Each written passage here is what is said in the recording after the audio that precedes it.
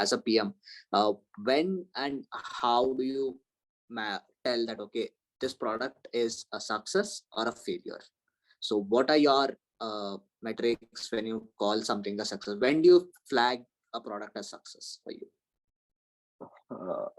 That's a tricky question, right? What you said, that there's nothing of success or failure. There is actually. As a PM, your job is to know that. Your job is to know what is working, what is not working. And if you have worked on the feature, and this it's a conversation that happens on, if you go to talk about it, it's very interesting conversation that people say that don't get attached to your features, right? Again, it's a philosophical debate that you shouldn't versus you should, because that's what you're building and whatnot. But as a PM, you should know when you have shipped something, how is it performing.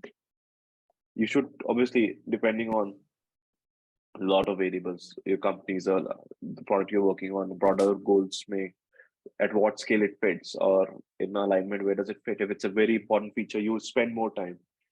Not every product in V0 would be a success. Most of them are not. When in V0 products are, I think there's a quote which says, if you're not embarrassed with your video, you're probably not doing good enough work, because it's also about thinking fast on the feet.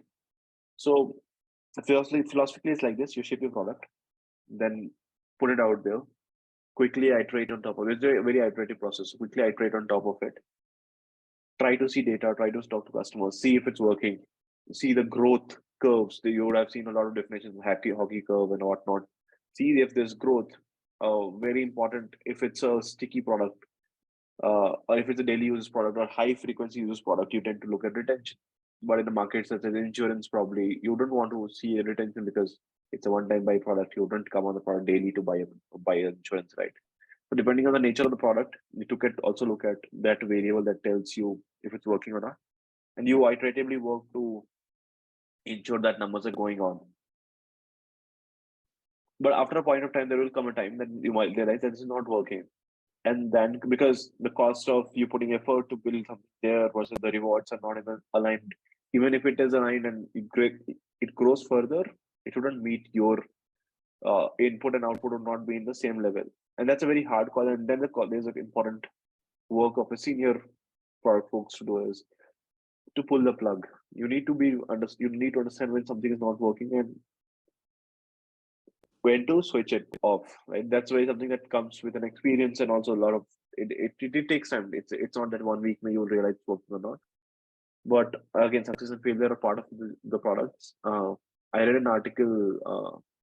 It says, as a PM, your job, if you make 10 decisions, assume that only 2 or 3 would work, right? And the higher you grow into the level, Warren Buffett says, right, my job is not to decide every day. My job is to make 2-3 right decisions over a span of time. So once you grow further, number of right decisions is very important. But again, in a fast-paced startup, you tend to build a lot of features. Not everything will work, and the frequency of products features working would be lesser than features not working. But yeah, you need to figure out when to stop investing, and that's something that's a key part of your job. Okay. Is there something where something very key that you notice as a failure immediately? Okay, immediately is something tricky. I was telling you about the product that we built, right, for 2 months. We shipped it out. And when you are building a feature, you think of a success metric, right? You think this is where the metrics would like, at least a basic benchmark. If it goes above it, well, you are happy. And you are also fear that iske niche hoga, so it will be something that, it's not working. So when we shipped that, right, the feature, we realized it's not meeting our numbers that we thought, right? So early, not that immediately next day, you need to give it a breathing space. So depending on, again, the feature that you ship, you compare pre and post. Pre that feature, post that feature. If it's a new feature, then what was your benchmark that you had set? So you give it a breathing space, 7 days, 14 days, whatever it could be, depending on the kind of feature that you have built. And then you start making amends.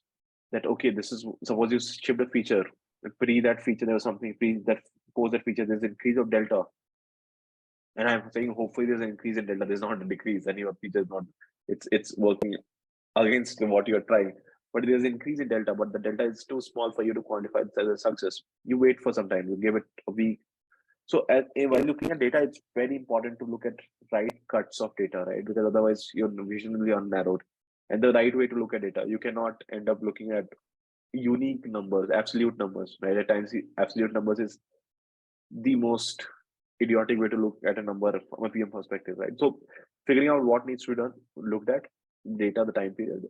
If that is clear, you need to wait for that and then see if it's working or not working. But as I said, if you build a feature and you thought it would increase, example, it will increase your referrals by, if it's 10%, like if out of 100 users, you're getting one user today, and it should increase, and then suddenly it's decreasing, that's the red flag. But if it's not increasing, that you thought instead of one, it will become for every 100 users, 10 people are coming organically, was a benchmark, but only 2 are coming, then it's not working as intended. It's increasing, but it's not working as intended. Then you would have to iterate on top of it. So that's how you can decide and let it figure out, basically play it out. Okay. Okay. So yeah, that's good to know. As like you told, it's the job of a PM to know what is the success and what is the failure of your product. But then there's also no absolute success or absolute failure. It's an improving curve, and you have to stay on top of it at all points in time to understand what's working and what's not working at any given point. Yeah.